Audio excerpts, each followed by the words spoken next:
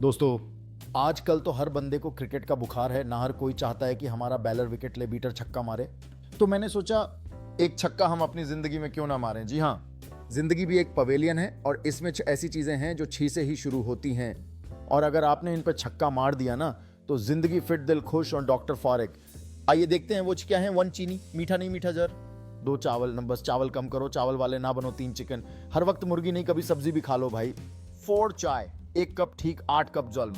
5 हस्काचो, हर चीज में नमक मिर्च का धमाका नहीं चाहिए। 6 चिकनाई, खास तौर पर यह बनास्पति घी और कुकिंग ऑयल दुश्मन नंबर 1।